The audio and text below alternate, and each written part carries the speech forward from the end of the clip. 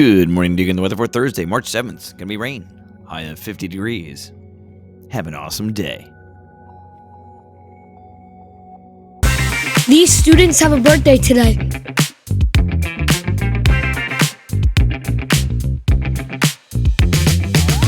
Happy birthday!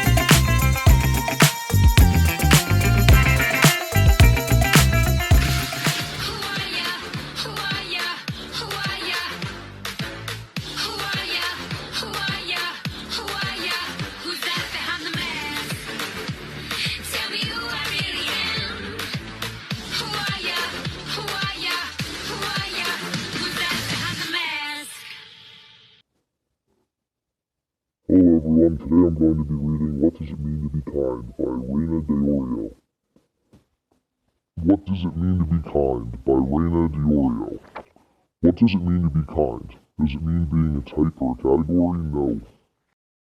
Does it mean paying with something other than money? No. Does it mean being short of something? No. Being kind means smiling at the new student in the class, giving someone a compliment, holding the door open for someone else, sticking up for someone who is being bullied, seeing the best in people even when they are struggling to be their best, forgiving someone who has hurt you, helping an injured or lost animal, being patient even when you are in a hurry, saying please, thank you, you're welcome, and I'm sorry, celebrating differences in others, encouraging someone who needs support, picking up trash that isn't yours, allowing yourself to make and learn from your mistakes, noticing when someone is sad and taking the time to understand why, caring for those less fortunate than you are. Being kind means having the courage to treat others the way you like to be treated. So show your friends what it means to be kind, and spread the word. If we can all be kind to each other and to ourselves, our world will be more loving, caring, and harmonious. My 3 facts are, I have 1 son, my favorite football team is the New York Jets, and I used to teach with Mrs. Rosmusser.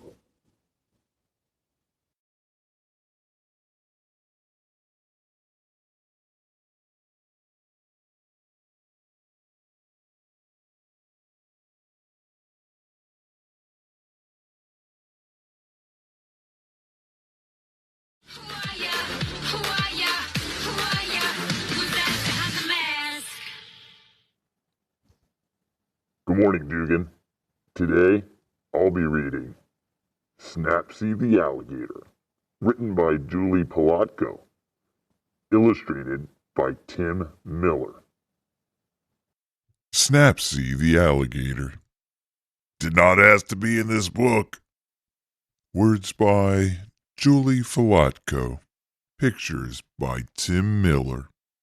Snappsy the Alligator wasn't feeling like himself.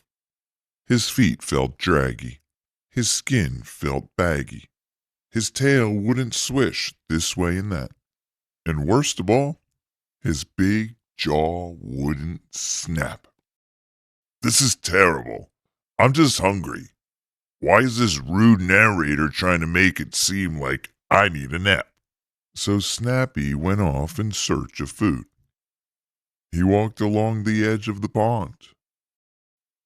He scooted up the tall hill. He shimmied through the forest. You're an awful narrator. You're just describing what you see in the illustrations. Snappsy, the big mean alligator, kept looking for food. He liked to eat tiny, defenseless birds and soft, fuzzy bunnies. He prowled through the forest, looking for victims.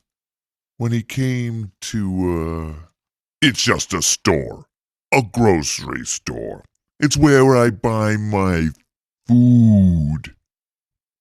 Snappsy looked hungrily at the other shoppers, while loading his cart with pudding, peanut butter, pita bread, and popcorn.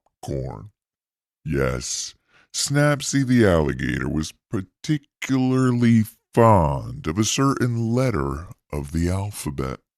I don't only eat food that starts with the letter P.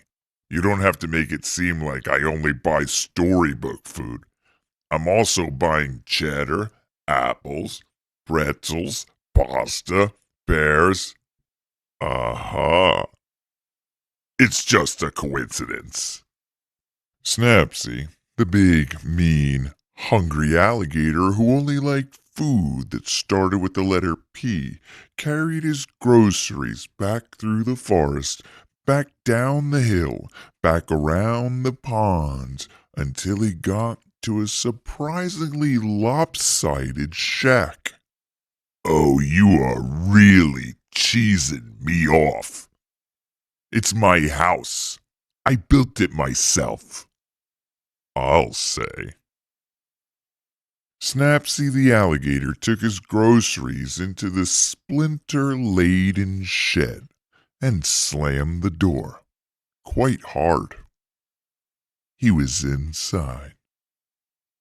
Still inside. What was he doing in there? Was he making crafty plans? Was he roasting innocent forest creatures that he had already stored in his freezer? Had he fallen asleep? I made a peanut butter sandwich, and now I'm reading a book. Well, you have to come out. The story's really boring now. If you must know, I'm planning a party. Snappsy the alligator, trying to better his reputation with the other animals, decided to throw a party. Snappsy vacuumed the rug. He made goodie bags for all his guests. Wait, those aren't goodie bags. He's just taking out the garbage. Snappsy should really put out goodie bags for his guests. They love those. You know what? I did not ask to be in this book. I was just having a normal day, and suddenly you were talking about what I was doing. So I'm throwing a party to make things more interesting. I hope you're happy. Now I just want you to buzz off. Thank you. Oh, go ahead. I can hear you breathing. Snappsy's party was shaping up to be quite a festive event. Colorful streamers hung from the ceiling. There were cubes of cheese and a bowl of punch. Some kind of danceable music was playing.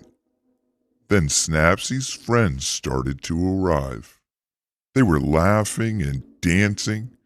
They weren't hungry or thirsty. They looked like they were having a really good time. Yes, a fine time indeed. Oh, all right, you can come in. Oh gosh, me? The humble narrator? Well, I don't know. Let me check my calendar. I suppose I could come in for an hour or two. Someone has to demonstrate proper dance steps.